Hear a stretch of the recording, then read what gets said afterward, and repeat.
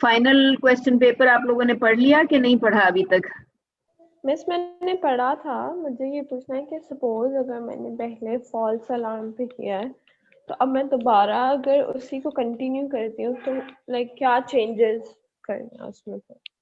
False alarm यहाँ पे मौजूद है? जी मिस।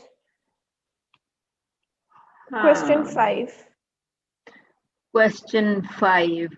बस अब आपको ज्यादा बेहतर पेपर लिखना पड़ेगा। वो जो पुराना पेपर है, वो पेपर जो है वो आप यूज कर सकती हैं for writing a better version of the paper.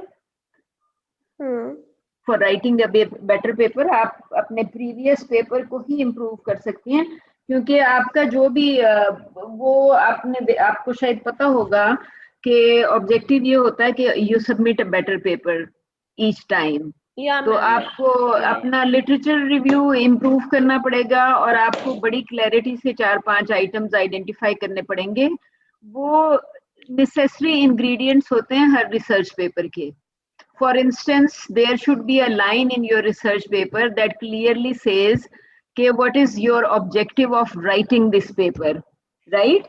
तो आप फर्स्ट पेज पे ही ये 4-5 आइटम्स मेंशन करेंगे। आप चाहें तो आप नोट कर लें कि अगर आप में से किसी ने अपना मिड वाला पेपर कंटिन्यू किया तो this time I would like to clearly read कि आप क्या कह रहे हैं कि what is your objective for analysing this particular film. जो कि आप फॉल्स अलार्म थ्योरी में आपने कौन सी फिल्म आइडेंटिफाई की थी या वीडियो?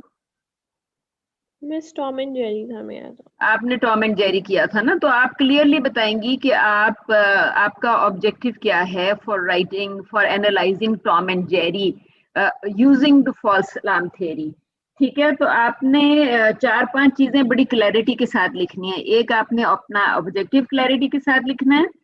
दूसरा दूसरा आपने अपनी थीसिस स्टेटमेंट बड़ी क्लैरिटी के साथ लिखनी है। ठीक है, फॉर एग्जाम्पल आप ये कह रही हैं कि माई थी I this paper analysis Tom and Jerry.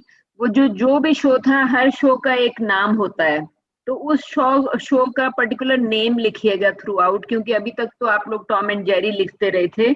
अगर आप गौर करेंगे तो टॉम एंड जेरी के हर शो को शायद उन्होंने ना कोई स्पेसिफिक नाम दिया होगा for identification of that particular show. तो उस नाम को लिखें मिस और फिर नाम तो उस मैंने पहले मेंशन किया है। ऑल राइट, तो अभी आपसे मैंने कहा आपकी आवाज ऑब्जेक्टिव। कट रही थी, मिस इंटरनेट नहीं था। मेरी आवाज नहीं आ रही आपको? आपका इंटरनेट प्रॉब्लमेटिक है या मिस बाकियों को भी नहीं मेरी नहीं आवाज? नहीं नहीं मिस, मेरा इंटरनेट नहीं आया था। मैं वही थर्ड पॉइंट आपसे पूछ रही हूँ जो आप बोल रही थी ना, नाम वाला कुछ। वो मैं आपके एग्जाम वाले जो है मैं आपके गूगल क्लासरूम में भी क्लैरिटी के साथ लिख देती हूँ, बट यू मस्ट नो कि रिसर्च पेपर के कुछ इंग्रेडिएंट्स होते हैं, राइट? और वो इंग्रेडिएंट्स जो हैं वो नेसेसरी इंग्रेडिएंट्स होते हैं रिसर्च पेपर के, कि आप लिखें कि आपका ऑब्जेक्टिव क्या है for writing this research paper, आपकी थीसिस स्टेटमेंट या क्वेश्चन क्या है, प्लस आपने कौन सी थ्योरी यूज की है for analysing the particular film या टीवी प्रोग्राम। आप चूंकि फॉल्स अलार्म थ्योरी यूज कर रही हैं तो आप जो भी humour and false alarm theories को मेंशन करेंगी कि थ्योरेटिकल फ्रेमवर्क आपका इन थ्योरीज पे बेस्ड है। ठीक है, और उसके बाद मेथड को आप क्लियरली लिखिएगा कि what is your method of analysis, जिसमें आप लिखेंगी कि you are analysing content of the film. Okay, तो उसके बाद बाकी चीजें जो आपकी एनालिसिस है वो तो आपकी फाइंडिंग्स का हिस्सा होती है। जो आप लोगों ने एनालाइज किया, जो आप लोगों ने एनालिसिस प्रेजेंट की अपनी क्लास प्रेजेंटेशन के दौरान, वो आपकी फाइंडिंग्स कहलाती हैं कि how the false alarm is working within this film, और कैसे हाउ ह्यूमर वर्क्स। तो बेसिकली ये तमाम चीजें होंगी जिनको आप क्लैरिटी के साथ, क्योंकि पहले तो आप लोग एनालाइज करते रहे हैं, हमने इंग्रेडिएंट्स पे इतना ज्यादा जोर नहीं किया। तो आई वुड सजेस्ट कि if you are writing your final paper on the same question, then make sure your paper clearly tells के जी आपका आपके जो आइटम्स ऑफ रिसर्च पेपर हैं वो कंप्लीट हैं। Okay, okay ma'am. And ma'am in case if we are choosing another question तो वो हम जिस तरह पहले लिखते हैं उसी तरह लिखते हैं, उसमें भी ये सब कुछ ऐड करें हम लोग? शिजा, कोशिश तो करनी चाहिए ना कि ये इंग्रेडिएंट्स हर रिसर्च पेपर में पूरे हों। हर रिसर्च पेपर जी जो है मैम। उसमें आपका थीसिस स्टेटमेंट नजर आ रही हो, ऑब्जेक्टिव नजर आ रहा हो। आप कह दें you have been analysing content for this class, but you should write one line at least that says कि you are analysing content of Tom and Jerry show और whatever other show you miss have selected. Actually I wanted कि मतलब पहले mid term का थोड़ा सा आपसे review मिल जाता ताकि उससे हाथ से फिर उसको कंटिन्यू कर सकती मिड मैं, टर्म का बिकॉज बेसिकली रिव्यू आप देखें ना, मिड टर्म रिव्यू प्रिमरली तो वही होगा जो कि आपका क्या कहते हैं, प्रेजेंटेशन आपकी अच्छी थी ना प्रेजेंटेशन। और अगर किसी की कोई शॉर्ट कमिंग थी तो वो प्रेजेंटेशन के दौरान नजर आ गई। ठीक है, तो आप को जो मैं प्रेजेंटेशन पे रिव्यू दे रही हूँ वो बेसिकली आपका एक किस्म का मिड टर्म रिव्यू ही है, क्योंकि हम लोग फेस टू फेस मिल नहीं सकेंगे तो आप लोगों को ये सारे पेपर्स तो as such page by page आपको कम्युनिकेट करना थोड़ा सा मुश्किल हो जाएगा। सिर्फ आप लोगों को जनरल फीडबैक मैं दे सकूंगी। For instance I been looking at some papers और मुझे ये लगा कि स्टूडेंट्स ने शायद पूरा क्वेश्चन गौर से नहीं पढ़ा हुआ, यू नो। आप फॉर इंस्टेंस आई थिंक कि इस क्लासरूम में तो शायद मैंने आपको मिड में ये क्वेश्चन नहीं दिया था कि identify, did you I give you question कि आप आइडेंटिफाई विद द कैरेक्टर? या मैम यू डिड। हाँ, तो मैं देख रही थी, मैं किसी का एग्जाम पढ़ रही थी तो मुझे ये लगा कि स्टूडेंट ने अपना जो फिल्म का कैरेक्टर है उसको तो एनालाइज किया हुआ था, लेकिन आइडेंटिफिकेशन विद दैट कैरेक्टर यानी self identification with the character नहीं की हुई थी। तो विच मीन्स के जो क्वेश्चन था वो प्रॉपरली अटेम्प्टेड नहीं था ना, कि रिक्वायरमेंट थी कि आपने कैरेक्टर को भी एनालाइज करना है और आपने बताना है कि why you are identifying with this particular character. तो अगर स्टूडेंट लिखेगा कि जी मैंने क्वेश्चन 1 अटेम्प्ट किया है and he is analysing the character but not adding to it के how he identifies with the character, तो इसका मतलब है कि क्वेश्चन उसने इनकम्प्लीट अटेम्प्ट किया।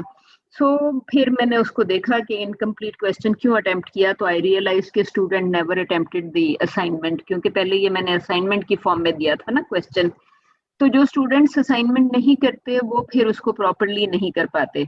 तो बेसिकली प्रॉब्लम यही होती है कि अगर आप लोगों को 2-3 दफा चांस मिला ना, मतलब आई बिलीव कि जो लोग ये वाला क्वेश्चन जिन्होंने मिड टर्म में किया उन्होंने शायद इस पे असाइनमेंट करने की भी कोशिश की थी पहले। सो इट मीन्स कि असाइनमेंट पे फीडबैक मिला, मिड टर्म पे फीडबैक मिला, प्रेजेंटेशन पे फीडबैक मिला। तो हमने we tried giving feedback on that particular work at least 3 times. तो मोर और लेस जो है वो उसी तरीके से हम चल रहे हैं। आपका आई ट्राई कि गूगल क्लासरूम में जो भी मैं आपको कमेंट्स लिख सकी वो मैं कमेंट्स आपको दे दूंगी, but mean while what I am saying कि मिड टर्म में आप लोगों का लिटरेचर रिव्यू जो था वो शायद मुनासिब था, बहुत आउटस्टैंडिंग नहीं था। तो फाइनल के लिए आई वुड सजेस्ट कि जरा लिटरेचर वाला पार्ट थोड़ा सा और स्ट्रॉन्ग कर लें। And there are some papers posted in Google Classroom. I would say कि अगर गूगल क्लासरूम में आप फॉल सलाम थेरी पे जाएंगी तो वहां पे आपको नजर आएगा कि हम इसमें मार्क सदरलैंड के अलावा भी 2-3 पेपर जो हैं वो ह्यूमर पे पोस्ट हुए हुए हैं।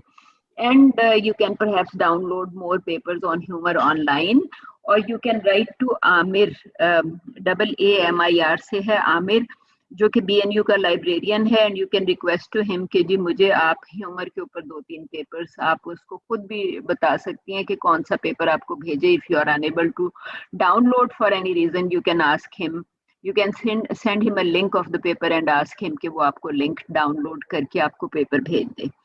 तो आई वुड जस्ट सजेस्ट कि अपना जो आर्ग्यूमेंट है और literature review, try improving those 2 things in your final paper. ये एक जनरल फीडबैक है, but trust me this feedback is applicable कि आपको लिटरेचर इम्प्रूव करना है और लिटरेचर के साथ आपकी जो डिस्कशन है वो ऑटोमेटिकली इम्प्रूव होगी, because you will be explaining your quotes and you will be linking quotes to the scene of the film or scene of whatever show you have selected. Okay. जो mid term sorry ये जो final का question paper है इसमें we can quickly go through it कि जो अभी हम मिड की प्रेजेंटेशंस के दौरान भी देख रहे थे कि देयर वर सम स्टूडेंट्स जिनकी प्रेजेंटेशन में there was no hint of literature और literature was missing all together. If you look at the question paper, सबसे पहले तो ये आपको कह रहा है APA स्टाइल में आपने पेपर सबमिट करना है। Some people have submitted mid term using single space. I keep on repeating कि आपने डबल स्पेस यूज करनी है और फॉन्ट साइज 12 यूज करना है for your exam submission. So please use APA style for submitting your exam. उसके बाद ये ऊपर लिखा हुआ है कि ये रिक्वायरमेंट 2 लिखी हुई है। आप देखिए ये जो मैं अभी रमशा को बता रही थी वो ये थी रिक्वायरमेंट कि योर पेपर जो भी आप क्वेश्चन अटेम्प्ट करें, give a specific title to your paper और उसके बाद thesis statement, supporting argument and conclusion वगैरह। तो थीसिस स्टेटमेंट तो ऑब्जेक्टिव को ही फॉलो करती है ना बेसिकली, या थीसिस स्टेटमेंट और question. For instance, if you are saying that this paper tells why people laugh while watching Tom and Jerry show, तो फिर या this paper examines why people laugh while Tom and Jerry show, तो ये why की शक्ल में तो मैंने आपको क्वेश्चन बता दिया ना। So that can become your research question for writing the paper. और उसके बाद ये आपसे ये कह रहा है कि focus only on one issue. Most papers के लिए फॉर इंस्टेंस अगर आप कहते हैं कि ये पेपर जो है वो फॉर इंस्टेंस ऑनर किलिंग पे फोकस कर रहा है, तो फिर वन इशू ही हुआ ना। आपने ऑनर किलिंग के साथ कोई और इश्यूज तो आप उसके अंदर नहीं डालेंगे। ऑनर किलिंग और गैरत का इशू डिस्कस हो रहा होगा। तो इट सेज के preferably mention only one film. बहुत ज्यादा जरूरी हो तो आप दूसरी फिल्म मेंशन करें। और जस्ट से कि why you are mentioning a scene from another film, वो सीन आपके सेंट्रल आइडिया से रेलेवेंट होगा। देन इट सेज के आप सम स्टूडेंट्स जो हैं उन्होंने अपना मिड टर्म पेपर जो है वो 2-2 3-3 सफ़ों पे फिल्म की समरी चल रही है।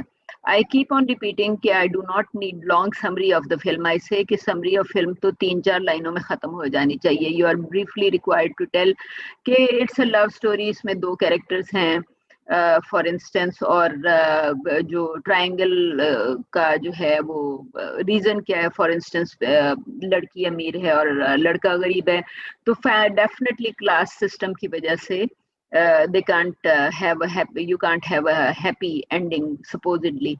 तो वो आप उसको प्रॉब्लम्स जो हैं उसको फोकस समरी जो है वो 5 to 7 लाइंस में बताएंगे। आई कीप ऑन सेइंग कि you can discuss a seen in detail. अभी मैंने एक किसी स्टूडेंट का वो एग्जाम में पढ़ रही थी, तो मैंने देखा कि उसने सीन को डिटेल में नहीं डिस्कस किया, उसने सिर्फ एक लाइन लिख दी। दैट लाइन सेज के what happens in that particular scene. तो आपने सीन को डिटेल में डिस्कस ही नहीं किया। While I keep on repeating each time कि आप सीन को डिटेल में डिस्कस किया करें। If you are discussing scene on 1 or 2 pages, that is also fine, which means that you will write description of the scene and you will discuss dialogues in that particular scene, क्योंकि dialogue के अंदर कोई ना कोई argument होगा या कोई ऐसी थॉट होगी या बिग आइडिया होगा जिसको आप ग्रेटर डिटेल में डिस्कस कर रही होंगी, and it would be relevant to your thesis statement of the paper. ठीक है, तो I keep on repeating these things. और उसके बावजूद फिल्म की डिस्कशन 2-2 3-3 सफ़े पे आ रही है, और सीन जो है वो 1 लाइन में मुझे नजर आया इन सम मिड टर्म पेपर्स। उसके बाद इट सेज कि definitely use readings from Google classroom. अब स्टूडेंट्स जो हैं वो मिड टर्म जो उन्होंने सबमिट कराया वो गूगल क्लासरूम में से कोई रीडिंग कुछ लोगों ने कोट नहीं की थी। while I keep on insisting कि गूगल क्लासरूम में से रीडिंग जरूर कोट करें, बिकॉज दैट टेल्स कि you are interested in readings that have been discussed and you understand and you know what has been discussed in classroom। तो Google class की reading जो है Google classroom में से reading coat करने के लिए आपको कहा।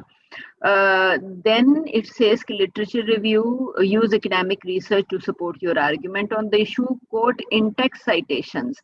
ठीक है, तो इन टेक्स्ट का मतलब ये है कि कुछ लोगों ने तो बड़ा अच्छा करना शुरू कर दिया है कि वो बॉडी ऑफ पेपर के बीच में भी इन टेक्स्ट साइटेशंस दे रहे होते हैं, लेकिन कुछ लोग जो हैं वो सिर्फ एंड के ऊपर लिंक कॉपी पेस्ट कर देते हैं.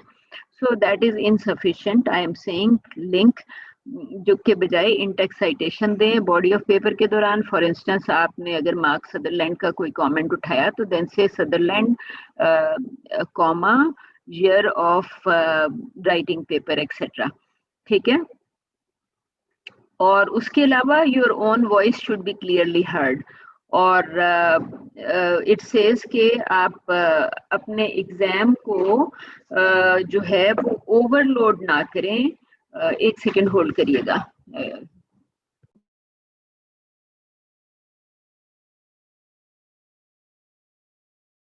दूसरी चीज जो मैं आपसे वो ये कही थी कि आप साइटेशंस दें but do not overload your exam with quotations और साइटेशंस. पैराफ्रेज भी करें और कंप्लीट साइटेशन भी दें because I want to read both types of in text references. Okay, अच्छा, दूसरा ये है कि यहाँ पे आपको नजर आ रहे हैं 8 different questions. You can see कि some of the questions are same जो कि मिड टर्म में थे. क्वेश्चन 8 जो है वो मिड में किसी ने भी नहीं अटेम्प्ट किया. मिड में ये क्वेश्चन था कि try using one of the theories for writing script, लेकिन किसी एक स्टूडेंट ने भी स्क्रिप्ट नहीं राइट किया. और आपको I would like to encourage again कि जो थ्योरीज आप पढ़ते हैं उन थ्योरीज को स्क्रिप्ट में चेंज करने की कोशिश करें. ओके, तो सीन आप वहां से कोई लिख सकते हैं. This is creative work. Question 1 says के आप जो मैंने आज की आपसे कहा कि ये मैंने रीडिंग खोली हुई है, Umar Marvi and the representations of cinema and modernity in the morning in the margins, cinema and modernity in the margins, right. तो ये जो क्वेश्चन है, पहला क्वेश्चन असल में इस रीडिंग से रेलेवेंट है. So that is why I wanted कि हम ये रीडिंग, अगर स्टूडेंट्स प्रेजेंटेशन के लिए रेडी नहीं हैं तो हम ये रीडिंग्स आज फौरी तौर पे पढ़ लें. So anyone who wants to attempt a question on this exam would know के what is the purpose of writing a paper on this. ये पेपर जो है I have said it many times before कि Julian Levesque and Camille Bui जो हैं उन्होंने Pakistani film उठाई उमर मारवी and they analyze that film against the backdrop, right. backdrop का मतलब ये है कि जिस वक्त ये फिल्म बनी उस वक्त पाकिस्तान में क्या हो रहा था. so sometimes people think कि जी ये तो folklore है, हीर Ranjha is a folklore, Umar Marvi is a folklore, Soni Mahiwal is a folklore. so people would try thinking कि इतनी पुरानी folklore, Umar Marvi is about 250 years old, तो उस वक्त तो पाकिस्तान नहीं होता था. तो पीपल वुड ट्राई थिंकिंग कि जी उमर मारवी की क्या रिलेशनशिप है with whatever was happening in Pakistan. There is a very strong relationship because this paper tells you कि उमर मारवी को जिस वक्त बनाया और रिलीज किया गया उस वक्त पाकिस्तान में ऊपर फर्स्ट लाइन में ही लिखा हुआ है कि it was released in 1956 in the context of 1 unit. आप देख रहे हैं पहली लाइन में लिखा हुआ है, राइट. विच और उसके फौरन बाद लिखा हुआ है कि 1 यूनिट क्या है, the merger of West Pakistan provinces, के जो हमारे 4 प्रोविंसेस जो हम बड़े शौक से कहते हैं जी, सिंध, केपी, बलूचिस्तान, NWFP, उन सारों को मर्ज कर दिया गया in 1956. There were not 4 provinces anymore. उनकी जगह 1 यूनिट अपीयर हो गया because East Pakistan was 1 unit. तो इन्होंने कहा हम वेस्ट को भी 1 यूनिट बना देंगे, दोनों चीजें जो हैं, दोनों विंग्स जो हैं वो एट पार आ जाएंगे.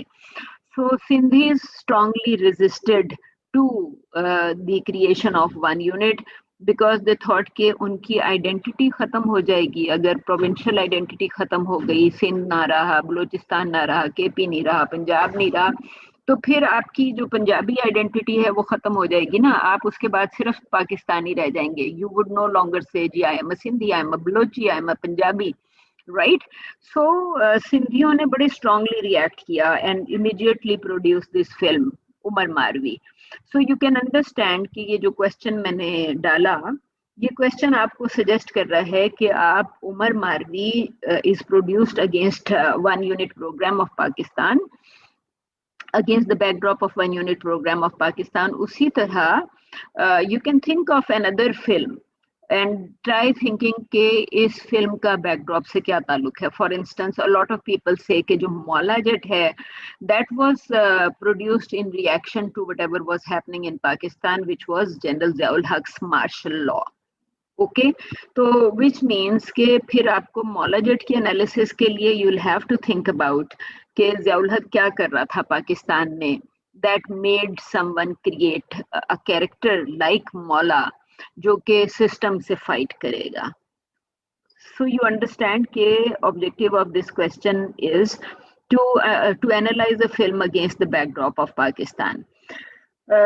उसके बाद क्वेश्चन 2 एक्चुअली सेज, तो हम क्लास में तो हम उमर मारवी को देख लेंगे ना. We will analyse Umar Marvi against 1 unit programme. और उसके बाद अगर किसी ने क्वेश्चन 1 अटेम्प्ट करना है तो वो including Umar Marvi can analyse any film. Umar Marvi is a Sindhi film और आप मौला जट उठाएंगे तो that's a Punjabi film. And you can also pick up some other film जो कि 1965, 1971 या जिस वक्त कारगिल वॉर हो रही थी उस दौरान या किसी और टाइम ऑफ क्राइसिस पे रिलीज हुआ. फॉर इंस्टेंस मुझे ये लगता है कि जो औरत राज है वो एक बड़ी इंटरेस्टिंग फिल्म है क्योंकि 1979 में जब वो रिलीज हुई है तो दैट इज द टाइम के पाकिस्तान का न्यूक्लियर प्रोग्राम कंप्लीट हो चुका था.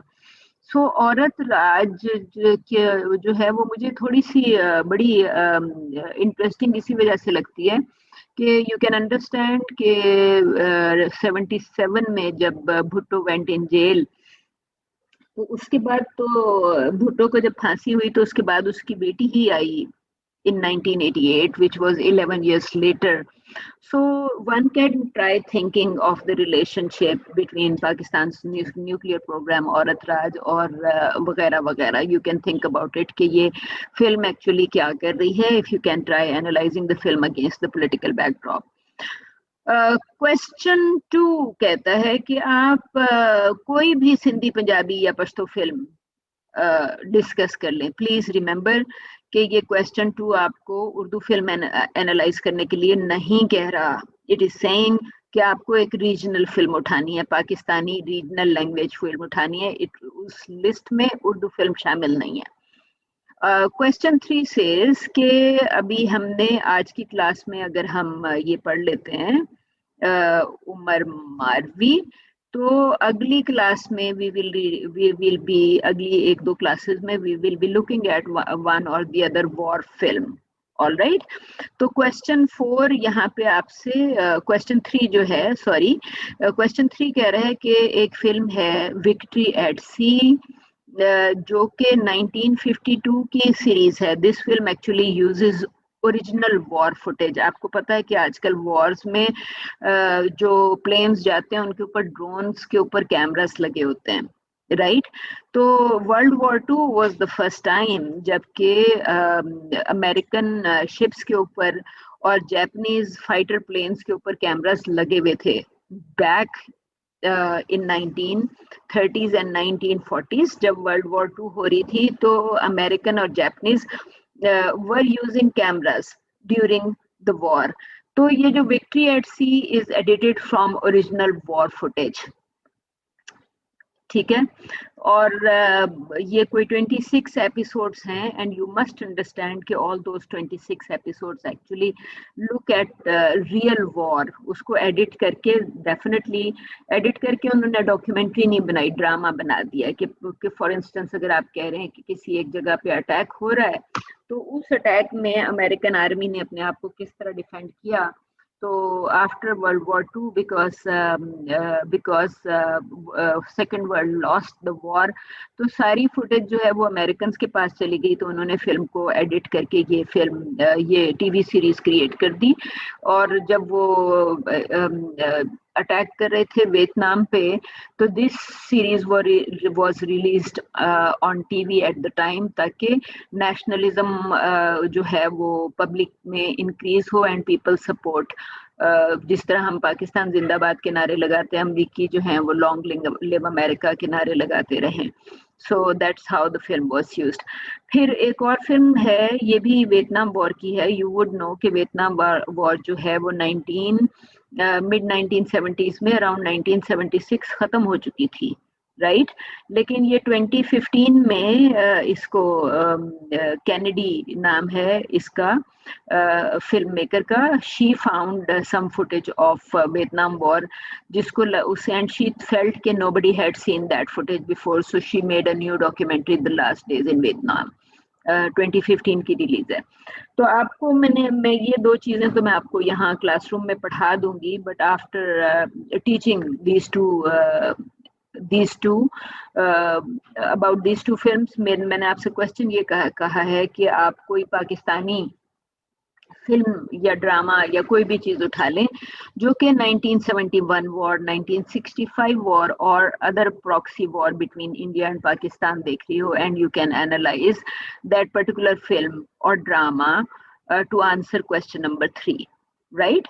क्वेश्चन 4 सेज के जी आपने आइडेंटिटी कंस्ट्रक्शन के ऊपर फोकस करना है। You are discussing identity of a real person and identity of a character in a film. I suppose कि ये वो क्वेश्चन है जो हमने असाइनमेंट की शक्ल में भी दिया, मिड टर्म की शक्ल में भी दिया, and it is reappearing as a question for the final exam. So requirement ये होगी कि anybody and anyone wanting to attempt question 4 must know कि आपका असाइनमेंट में अगर A आया था और सपोज के मिड में भी अगर A आया या B आया, तो फाइनल के लिए आपको इस पेपर को आप यूज तो कर सकते हैं this paper for writing a better paper for final, लेकिन आपने असाइनमेंट में अगर ए लिया या मिड में भी ए या बी लिया तो दैट डज नॉट अश्योर कि आपका फाइनल में भी ए या बी आ जाएगा, until and unless you are submitting a better paper which actually is written in a research paper style, जिसमें आप clearly बता रहे हैं कि आपका objective क्या है for writing this paper and what is your research question or thesis statement and what kind of theory you have used for writing your paper. For example, you can say कि I am using humor theories or false alarm theory for analyzing Tom and Jerry or any other funny film, etc. Okay. Question 5 says use the screenplay and dialogues of a particular film to discuss the false alarm theory. ये भी पुराना question है. You can continue developing your old paper, but please add more literature and analyze it better. आपको advantage ये है कि आप अपने पूरे पेपर पे काम कर रहे होंगे, तो पुराने पेपर पे काम करेंगे तो you are not starting from scratch. You already have some work and you are only required to submit a better research paper. Question 6 says, discuss the execution rendering of children's emotion in a particular film and their impact on their development in later life, right? ये चीजें बस आप ये देख लें, ये भी I think this is again one of the old paper questions, तो आप उसको पुराने पेपर को develop कर सकते हैं, but should develop it very well. Question 7 is again on gender, aging and sexuality. I think one of the students did attempt, at least one student attempted this question before. आपको सिर्फ मैं यही कहूँगी कि please improve your discussion on aging and sexuality. चाहे आप LGBTQ character ले रहे हैं या जो भी ले रहे हैं, उसमें element of aging जो है, which means your character is getting old. और हमारे कंट्री में ओल्ड पर्सन्स को नॉर्मली एनकरेज नहीं किया जाता. इट्स फेल्ट के जी romance and marriage are for young people only, right. तो अगर कोई कहे कि जी मेरे अब्बा की शादी हो रही है and my father is 50 years old, तो पीपल फील वेरी बैड, वो बच्चों की शादी करने के बजाय अपनी शादी कर रहे हैं. So this question actually focuses on those kind of things जिसको जेंडर, एजिंग एंड सेक्सुअलिटी कहते हैं. तो मेक श्योर कि आप फाइनल के लिए if you are reworking on your old exam, तो ageing, gender, ageing and sexuality issues are better discussed in your final exam. Question 8, I've already explained, it focuses on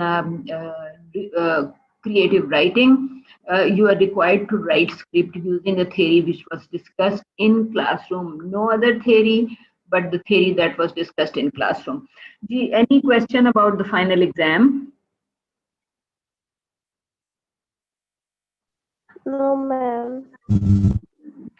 शिदा, आपके तमाम questions answer हो गए कि नहीं हुए? or you are left with a question?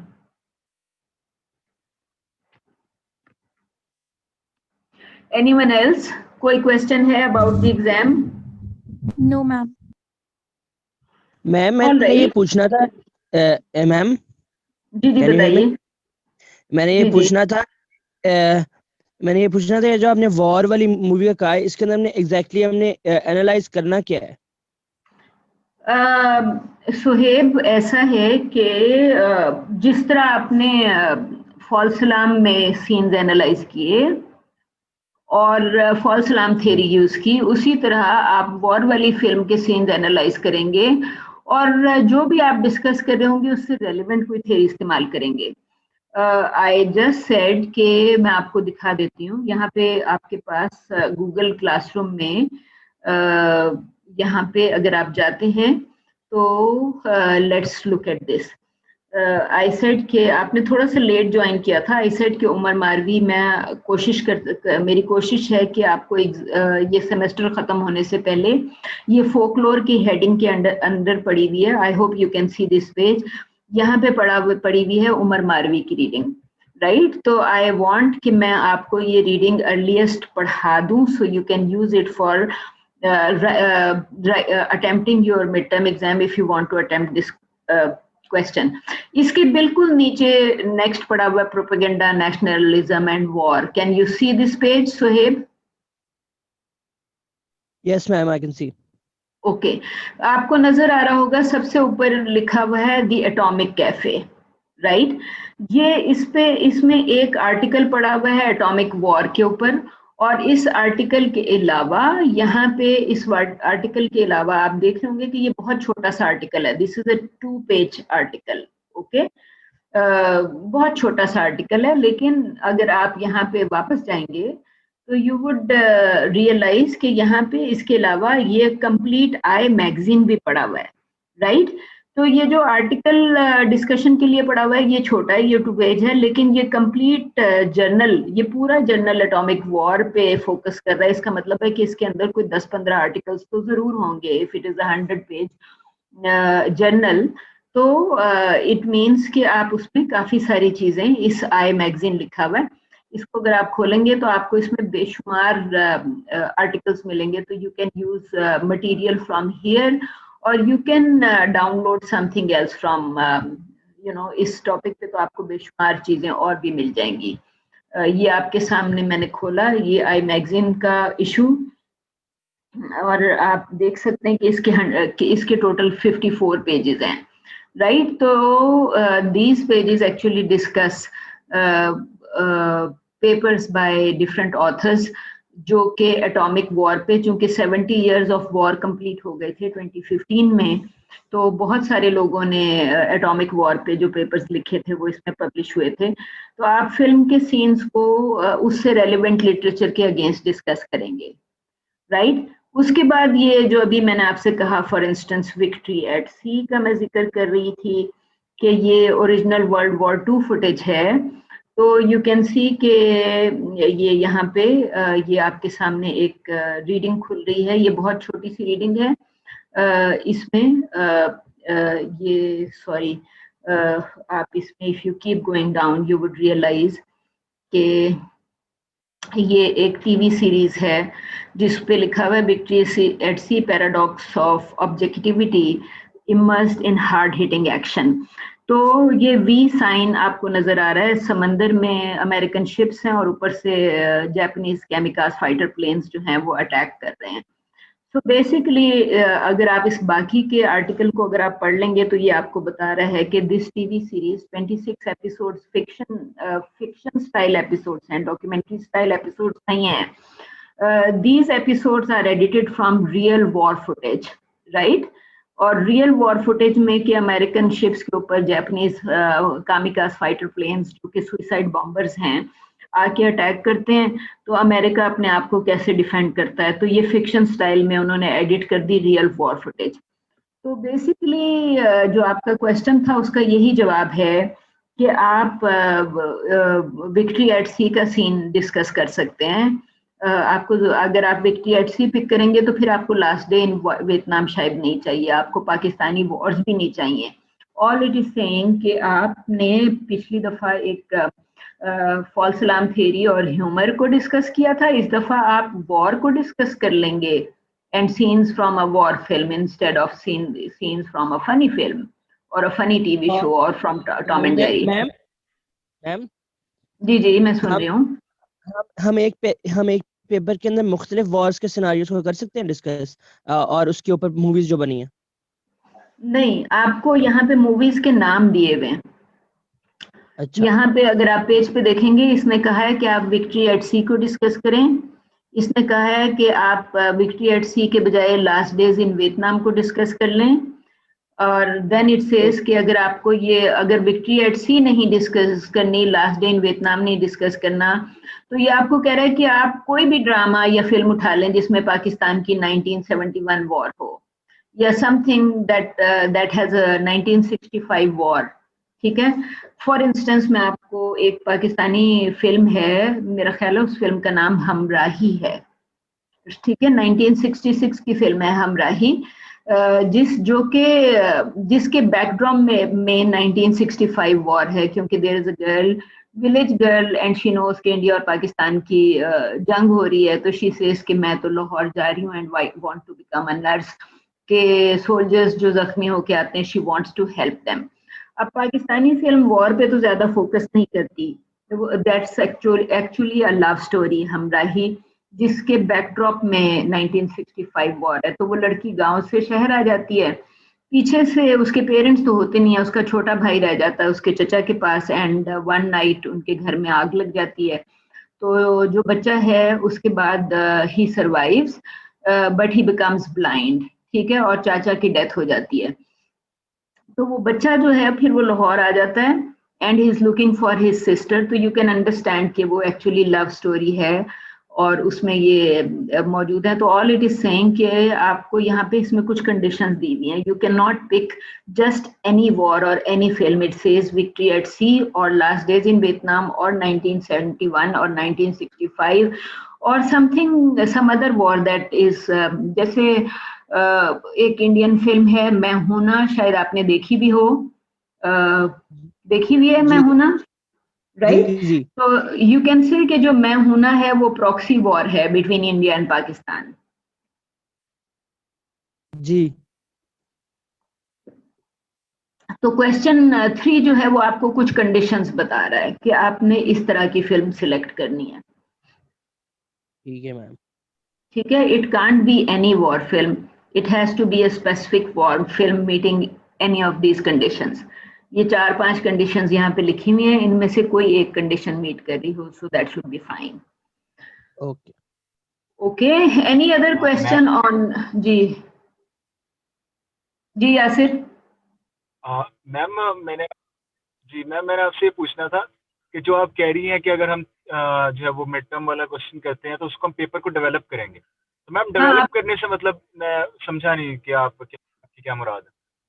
आप अपना पेपर इतना अच्छा डेवलप करते हैं, उसको you will improve your paper, उसी आर्ग्यूमेंट को आप इम्प्रूव करेंगे, उसमें ज्यादा बेहतर लिटरेचर डालेंगे। आपकी प्रेजेंटेशन बहुत अच्छी थी, मैंने आपको बताया कि you presented very well, so I am sure कि आप उसको अच्छी तरह समझते हैं, राइट? सो बेसिकली ऑब्जेक्टिव ये है कि आपका जो हर पेपर का एक ही मकसद होता है, डेवलपिंग थ्योरी। जब हमने ये पेपर यहाँ पे खोला, फॉर इंस्टेंस ये थ्योरी डेवलप की है जूलियन लेवेस्की एंड कमीले बुई ने, राइट? यू कैन सी कि theory is developed by these two writers, ये दोनों फ्रेंच ऑथर्स हैं। इन्होंने 19 आप ये देख सकते हैं कि दिस इज 2014 आर्टिकल, उस वक्त ये दोनों पीएचडी स्टूडेंट्स थे 6 years ago, and I believe कि इन्होंने कोई 3-4 साल पहले अपनी पीएचडी कंप्लीट भी कर ली, राइट? 3-4 साल पहले दे कंप्लीटेड देयर पीएचडी। आप लोग भी जो रिसर्च पेपर लिखते हैं, यू आर क्रिएटिंग, आप लोग जब रिसर्च पेपर लिखते हैं तो you create theory, you must know कि you are doing the same thing. तो आपका भी ऑब्जेक्टिव है क्रिएशन ऑफ थ्योरी, तो आपको एक थ्योरेटिकल आर्ग्यूमेंट क्रिएट करना है, जिसमें आप जाहिर है कि फिल्म का सीन भी डिस्कस कर रहे होंगे, डिस्क्राइब कर रहे होंगे, at the same time for instance अगर मैं ये कह रही हूँ कि कमीले बुई एंड जूलियन लेविस्की से कि पाकिस्तान में सिंधी फिल्म्स जो हैं वो गवर्नमेंट के डिसीजन के रिएक्शन में बनना शुरू हुई थी कि गवर्नमेंट जो है Bogra's government eliminated provincial identities of Punjabi, Sindhis, Balochis and Pathans. तो लोगों ने रिएक्ट किया कि जी हम अपनी सिंधी आइडेंटिटी या पंजाबी आइडेंटिटी लूज नहीं करना चाहते। उन्होंने कहा, गवर्नमेंट ने कहा कि अब वन यूनिट है, today onwards you will only be Pakistani, कोई पंजाबी, सिंधी, पठान नहीं होगा, राइट। और जो पंजाबी, सिंधी, पठान, बलोची थे उन्होंने रिएक्ट किया, उन्होंने कहा कि no, our identity is important for us. आपको पता है कि उर्दू स्पीकिंग कहता है कि जी उर्दू बड़ी अच्छी जबान है, पंजाबी स्पीकिंग कहता है कि पंजाबी से अच्छी कोई जबान नहीं है। तो अगर गवर्नमेंट आपकी प्रोविंशियल आइडेंटिटीज खत्म कर देती है और कहती है कि आज से आप सिर्फ पाकिस्तानी हैं, आप सिंधी नहीं हैं, तो ये सिंधियों ने उमर मारवी प्रोड्यूस कर दी इन रिएक्शन में। दे सेड कि हमारे लिए सिंधी लैंग्वेज और हमारी फोक टेल्स और हमारा कल्चर बहुत इंपॉर्टेंट है, we can't compromise on our culture, right. So that's how. जी वन यूनिट नहीं मैम, आप तो कह रही थी कि ये 200 इयर्स पुरानी है उमर मारवी, लेकिन मैंने आपसे नो, आई सेड कि टेल 200 इयर्स पुरानी है। टेल तो आप देखें ना कि जो हीर रांझा है वो 13th सेंचुरी की है, लेकिन फिल्म तो आज भी बनती है ना। फिल्म तो समझ आ गई। हाँ, तो फिल्म तो किसी भी टेल पे हो सकती है। आई सेड के पाकिस्तान नहीं था जब भिटाई ने, शाह अब्दुल लतीफ भिटाई ने जब ये अपनी पोम लिखी उमर मारवी, उस वक्त पाकिस्तान नहीं था 250 साल पहले, राइट। तो लेकिन जब पाकिस्तान बना और गवर्नमेंट ने वन यूनिट क्रिएट किया, प्रोविंशियल आइडेंटिटीज खत्म कर दी, प्रोविंसेस को मर्ज कर दिया, तो सिंधीज ने रिएक्ट करके उमर मारवी बना दी। दे सेड कि our culture is important, we can't compromise on our culture. Excuse me miss. जी बताइए। मिस मैं अगर अपने रिसर्च पेपर की एग्जांपल दूं तो उसके अंदर मैंने लिटरेचर भी कोट किया है, उसके अंदर मैंने सीन्स को भी डिस्कस किया है, मतलब जो जो रिक्वायरमेंट्स थी वो मैंने पूरी करने की पूरी कोशिश की है। नाउ मतलब आप एग्जांपल देके बता सकती हैं कि what else you expect from us, मतलब what exactly you expect from us to do in our literature या इन आवर रिसर्च। आप समझें कि आपने अभी तक जो लिखा वो आपका शायद फर्स्ट या सेकंड ड्राफ्ट ऑफ पेपर था, जो कि शायद अगर आप किसी जर्नल को भेजते हैं कि जी मैंने पेपर लिखा है, इसको छाप दो, राइट। तो journals would probably tell you कि नहीं, आपका पेपर इतना अच्छा नहीं है, हम इसको छाप नहीं सकते। सो बेसिकली आपको ये जो मैं मुख्तलिफ पेपर्स दिखा रही थी, ये this is a published article. ये वो आर्टिकल है जो सेज के लिए पब्लिकेशन के लिए एक्सेप्टेबल था। अगर आप इसको पढ़ेंगे तो यू वुड रियलाइज के Julien Levesque and Camille Bui are not only analyzing Umar Marvi का जो कंटेंट है, they are also looking at it कि पाकिस्तान में इस वक्त क्या हो रहा है, right. And they are also trying to see के सिंधी कल्चर है क्या। तो सिंधी कल्चर क्या है, उसके लिए तो उनको उमर मारवी के अलावा भी देखना पड़ेगा ना। दे विल ट्राई टू सी कि Umar Marvi is showing Sindhi culture और it is not showing Sindhi culture. और फिर मारवी के नेशनलिज्म की बात हो रही है, तो इफ सिंधीज आर सेइंग कि जी हम अपनी प्रोविंशियल आइडेंटिटी लूज नहीं कर सकते, तो Marvi is a nationalist figure and Sindhis are actually identifying with Marvi कि मारवी ने अपना नेशनलिज्म नहीं छोड़ा, वो उसने क्वीन बनने से इनकार कर दिया ना, उमर ने उसको किडनैप किया टू मैरी हर, राइट। तो अब मारवी जो है वो उमर से कहती है कि मैं तुमसे शादी नहीं कर सकती because she was engage to Khet, और वो she came from a poor village. वो कहती है कि मैं अपने गांव वापस जाऊंगी और खैट से ही शादी करूंगी, she did not want to be queen. तो मारवी का नेशनलिज्म बहुत स्ट्रांग था, उसका ग्रीड स्ट्रांग नहीं था। She didn't want to become queen. उसने किसी किस्म के सिल्क्स या गोल्ड या डायमंड एक्सेप्ट नहीं किए। She never compromised on her nationalism and she said कि she will go back to her village and marry Khet. तो आप ये देख सकते हैं कि आपको जो आपका जो सेंट्रल आर्ग्यूमेंट है, मैं तो आपको बार बार एक्सप्लेन कर चुकी कि आपको इसकी आप क्लास की रिकॉर्डिंग दोबारा सुन सकते हैं इफ यू लाइक, कि आपको जब फाइनल पेपर जब आप अटेम्प्ट करें, आपका ऑब्जेक्टिव ऑफ आप जब अपना टाइटल देंगे पेपर को, आपका टाइटल जो है वो आपके सेंट्रल आइडिया को हाईलाइट करेगा. And then you would say, okay, what is your objective behind writing this paper? What is your thesis statement in this paper? What kind of literature you have used in this paper? What is your method of analysis? For example, you are analyzing content of film is the method of analysis, right? तो ये चीजें अभी आपने अपने mid में नहीं लिखी हुई. None of you, आप लोगों ने analyze किया, but none of you mentioned your method of analysis, and I said you were analyzing content of film. ठीक है. तो आपसे मैंने अब कहा है कि जो इंग्रेडिएंट्स होते हैं पेपर के, वो उसको आप फाइनल पेपर में इन इंग्रेडिएंट्स को आइडेंटिफाई करें. यू शुड से कि आपका theoretical framework is based on, for example, humour theories and false alarm theories etcetera, और उसकी बेसिस पे आप फिल्म का कंटेंट एनालाइज कर रहे हैं, विच मीन्स कि आप अपनी एनालिसिस के थ्रू जो ह्यूमर की थ्योरी है उसको डेवलप करेंगे, राइट? तो वो थ्योरी जिसने भी यूज की, जैसे ही आप उसको अपनी फिल्म के लिए यूज करेंगे, तो your paper is your theoretical contribution in the same area. अभी क्लियर है अरबाब? जी miss, thank you. All right, anyone else? कोई और क्वेश्चन है? Any question about the mid term paper, sorry final paper? आपके पास एग्जैक्टली 4 वीक्स हैं for writing your final paper.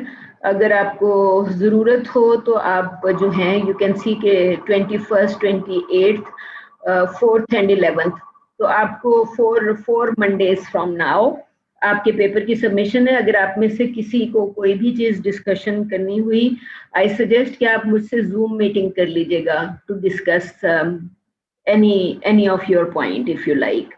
Okay? Okay ma'am. All right. तो final paper की discussion अब खत्म हो गई. I want to know कि आप में से is there a student who has not presented so far? तो प्लीज आप सबमिट अपनी प्रेजेंटेशन आज दे दें, because I have to finish readings on war and I have to complete readings on relationship between film, drama and government. ये जो आपको उमर मारवी खोल के दिया था, and these are essential for your mid final exam. So I want के I stop this discussion process. तो जो लोग जिन्होंने प्रेजेंट नहीं किया, anyone who is here today and has not presented and wants to present now?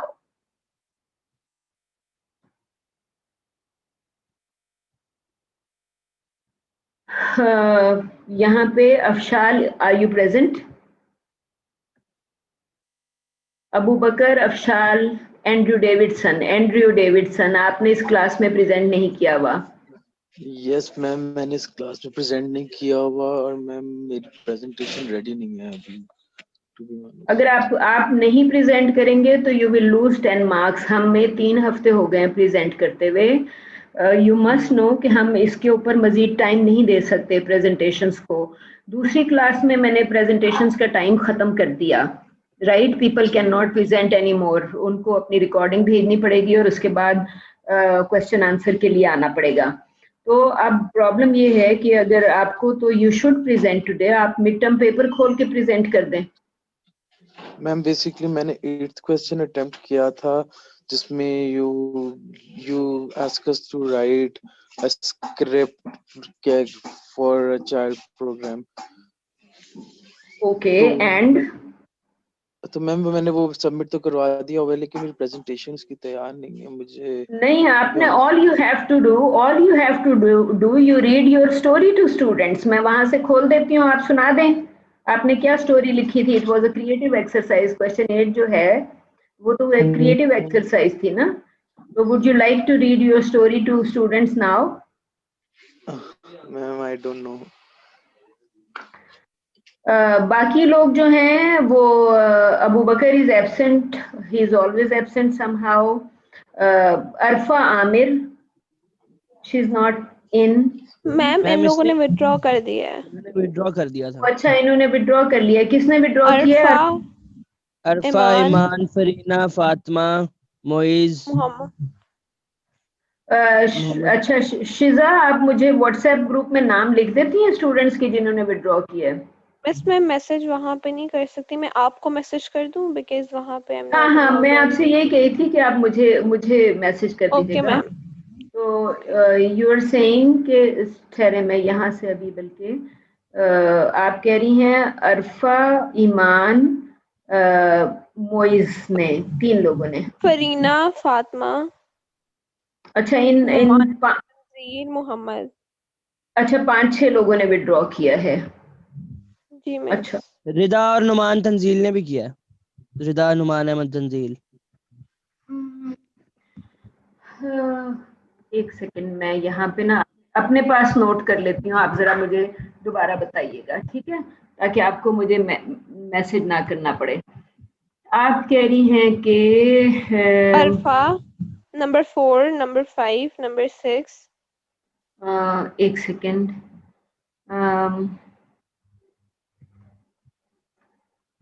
Sorry, यहाँ पे तो आप यू थिंक के फरीना, फातिमा, इन्होंने विड्रॉ किया है? जी में से हमारी क्लास में से हैं, हमारे बैच में से अच्छा, ठीक है, इन चारों का मैंने लिख दिया। अच्छा, उसका तो जो है उसने एक काम तो उसने असाइनमेंट दी थी अरफा ने, जिसमें उसका ये था, आई एम सरप्राइज्ड कि व्हाई शी हैज विथड्रॉन। अच्छा, अरफा, ईमान, फरीना और फातिमा के बाद कौन है? Mohammad, Moiz. Moiz is number 9, then number 11। एक सेकंड, नोमान आप कह रहे हैं विड्रॉ किया, मोइज ने विड्रॉ किया, और मोहम्मद ने विड्रॉ किया जी, और Rida Shahid. Is that it? या मैम, ये 8 लोगों ने विड्रॉ किया है, you are saying? Yes miss, 8 है। अच्छा, दैट लीव्स 12-13 पीपल। राइट, पहले मैं इसको जरा सेव कर दूं जो मेरे नोट्स हैं। Right, now I go back to this, और